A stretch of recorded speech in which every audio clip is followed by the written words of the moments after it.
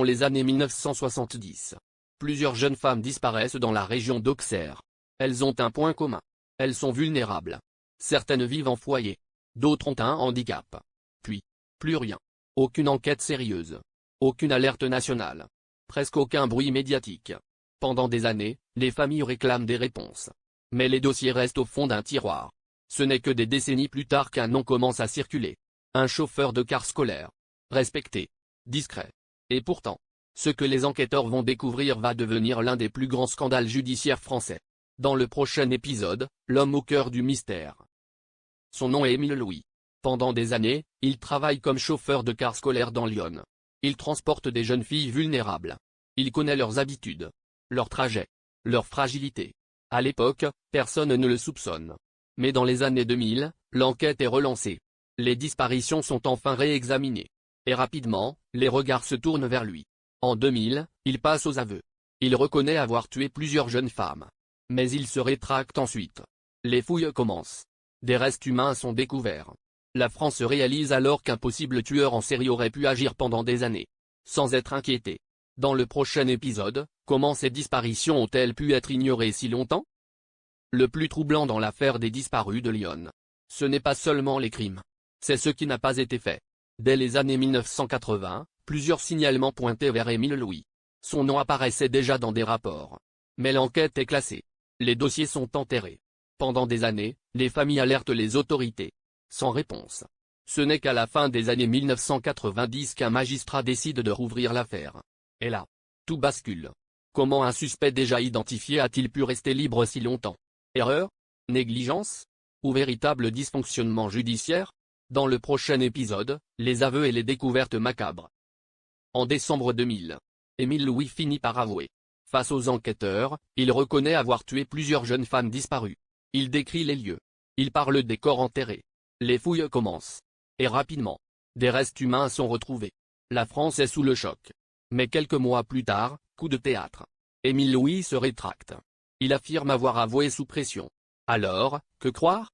Des aveux précis, suivis d'un silence glacial. Pour les familles, l'espoir renaît. Mais la vérité semble encore fragile. Dans le prochain épisode, le procès qui va révéler l'ampleur du drame. En 2004, le procès d'Émile Louis s'ouvre enfin. La France entière suit l'affaire. Les familles des victimes sont présentes. Des années d'attente. Des années de douleur. Les enquêteurs présentent les preuves, les aveux initiaux. Les lieux indiqués. Les restes retrouvés. Les incohérences dans ces déclarations. La défense, elle, parle de pression policière. D'un homme fragile. D'aveux arrachés. Mais les jurés doivent trancher. En 2004, Émile Louis est condamné à la réclusion criminelle à perpétuité.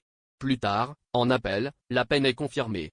Après des décennies d'ombre, la justice reconnaît enfin la responsabilité. Mais une question demeure, comment ces crimes ont-ils pu rester ignorés si longtemps? Dans le prochain épisode, les responsabilités et les conséquences judiciaires. Après la condamnation d'Émile Louis, une autre question surgit. Qui a laissé faire?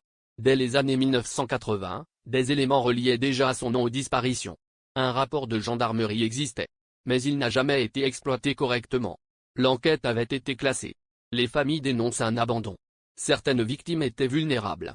Peu médiatisées. Peu entendues. La justice ouvre alors des investigations pour comprendre les dysfonctionnements. Magistrats. Forces de l'ordre. Responsabilité administrative. Le scandale ne concerne plus seulement un homme. Il concerne tout un système. Dans le prochain épisode, pourquoi cette affaire a bouleversé la France? L'affaire des disparus de Lyon ne choque pas seulement par ses crimes. Elle révèle une faille profonde. Pendant des années, des jeunes femmes vulnérables ont disparu. Sans déclencher d'alerte nationale. Le pays découvre une réalité dérangeante, certaines victimes sont moins écoutées que d'autres. Le scandale relance le débat sur la protection des personnes handicapées. Sur le traitement médiatique des disparitions. Sur la responsabilité des institutions. Les familles deviennent la voix de celles qu'on n'a pas entendues à temps.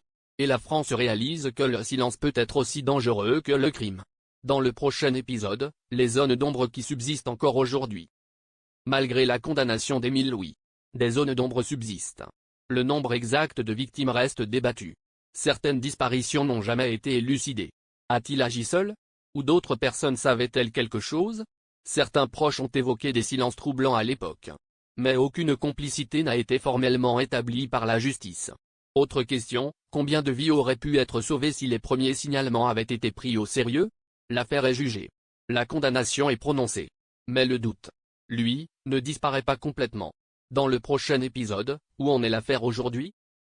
Aujourd'hui, l'affaire des disparus de Lyon reste dans les mémoires. Émile Louis est décédé en prison en 2013. Mais son nom reste associé à l'un des plus grands scandales judiciaires français. Les familles continuent de se battre pour la mémoire des victimes. Pour que justice et vérité ne soient jamais oubliées. Des enquêtes complémentaires ont été ouvertes pour certaines disparitions. Mais beaucoup de questions restent sans réponse. Comment ces crimes ont-ils pu passer inaperçus pendant si longtemps? Pourquoi certaines victimes étaient-elles moins protégées? Le système judiciaire a-t-il réellement appris de ses erreurs? L'histoire continue d'alerter et d'éduquer la France entière. Dans le prochain épisode, le legs et l'héritage de cette affaire. L'affaire des disparus de Lyon n'est pas seulement un dossier criminel. C'est une leçon douloureuse de l'histoire judiciaire française. Elle a montré l'importance d'écouter les signalements, de protéger les personnes vulnérables, et de traiter chaque disparition avec la même urgence. Le scandale a poussé certaines réformes administratives et renforcé la réflexion sur la prévention des crimes. Mais pour les familles, le souvenir reste vivant. Parce que derrière les statistiques et les analyses judiciaires, il y avait des femmes, des vies interrompues trop tôt. Aujourd'hui, l'affaire est fermée juridiquement. Mais elle reste un symbole. Celui d'un silence qui a duré trop longtemps. Et d'une question qui continue de hanter la France: comment empêcher que cela se reproduise? Dans une petite région de France, des vies ont disparu dans le silence. Pendant des années, des familles ont attendu une réponse. L'affaire des disparus de Lyon n'est pas seulement l'histoire d'un criminel. C'est l'histoire d'un système qui a failli. C'est l'histoire de victimes que personne n'a écoutées à temps. La justice a condamné Émile Louis. Mais aucune condamnation ne pourra ramener les vies perdues. Cette affaire rappelle une vérité essentielle: derrière chaque dossier judiciaire, il y a des êtres humains, des familles, des souvenirs, et un silence qui parfois dure trop longtemps. Peut-être que certaines tragédies ne disparaissent jamais vraiment. Elles deviennent une mémoire collective.